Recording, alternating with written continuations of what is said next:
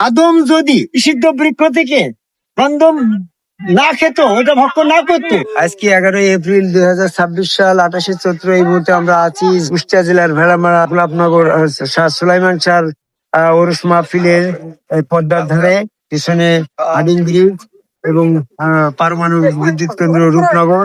ওইদিকে সর্দি সুন্দর একটা পরিবেশে পরন্ত মানে সন্ধ্যার সময় সন্ধ্যা লগ্নে আমরা দাঁড়িয়ে আছি। একটা বিষয় বলতে চাচ্ছি, আদমকে ফেরেশতারা সেজদা করার সময় আদম সেজদা গ্রহণ করার পক্ষে ছিল, আর বর্তমানে তখন তো ফেরেশতারা আর সেজদা করার পক্ষে ছিল।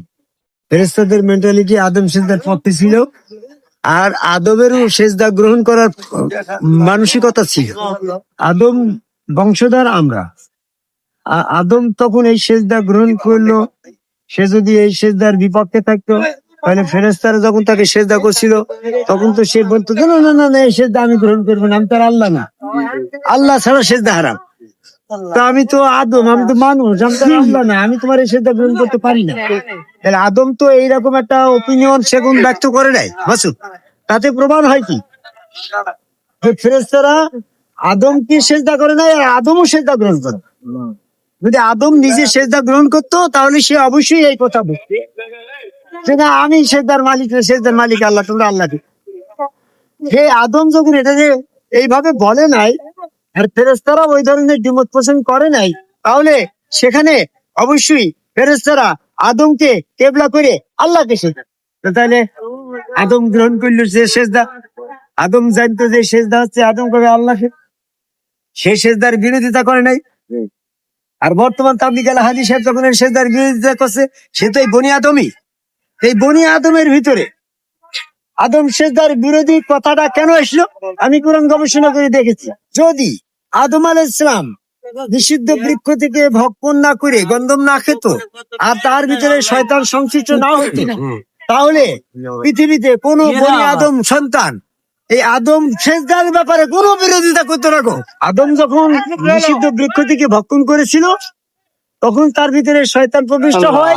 আজকে বনি আদম সন্তান শয়তান সংশ্লিষ্ট থাকায় তারাই হচ্ছে আদম সেজদার বিরোধিতা করছে। এই আদম সেজদা বিরোধী লোকগুলোর থেকে নিজেকে বেরিয়ে আসার জন্য আদমকে ভাই সেজদা করতে হবে, পবিত্র হওয়া যাবে। আদম সেজদা করার যে মানসিকতা নিয়ে ফেরেশতারা আদমকে সেজদা করছিল, সেই মানসিকতা তাদের সৃষ্টি হবে, তখনই কিন্তু আমরা আর কেউ আদম সেজদার বিরোধিতা থাকবো না। আমার কথা যদিও আমি বুঝাতে পারছি না, তবে কথাটা আছে যে লজিক নিয়ে, যে যুক্তি নিয়ে, যে প্রেক্ষাপটে, যে সিচুয়েশনে আদম ফেরেশতাদের সেজদা গ্রহণ করছিল, জি, আর যে মানসিকতা নিয়ে ফেরেশতারা আদমকে সেজদা করছিল, আজকের বর্তমান সমাজে তাবলীগ আল হাদিস দিয়ে বর্তমান জামাত ইসলাম চরমনা ফুলফুরা মানিকগঞ্জ আটুসি হিজবুতের হেফাজত ইসলাম কাদিয়ানি টিভি বাগনি যুবদরা মস্কাটা যত সব আদম সেজদা বিরোধী শয়তানের দল কাফের, এরা কেন আজকে বিরোধিতা করছে? এই কেনর উত্তর হচ্ছে, আদম যদি নিষিদ্ধ বৃক্ষ থেকে গন্ধম না খেত, ওটা ভক্ষণ না করতো, তাহলে শয়তান তার ভিতরে ঢুকতে পারতো না। আদম বংশধর আদম সেজদা, আদমের ভিতরে শয়তান সংশ্লিষ্ট হওয়ার কারণে তারপরে বনি আদমের ভিতরে আদম সেজদার বিরোধিতা তৈরি হয়। এটা প্রমাণ করছে এরা সব শয়তান যুক্ত। আর যারা আদম সেজদা করছে, এদের ভিতর থেকে শয়তান বেরিয়ে যাচ্ছে। তারা যখন সম্মুখগুরু হচ্ছে, তারা ওই সেজদা গ্রহণ করার পক্ষে, তারা আদমের পক্ষে। আর যারা সেজদা করছে, এদের মানসিকতা ফেরেশতাদের মানসিকতার পক্ষে। এই জন্য যারা যারা আদম সেজদা করছে, তারা ফেরেশতার দলভুক্ত।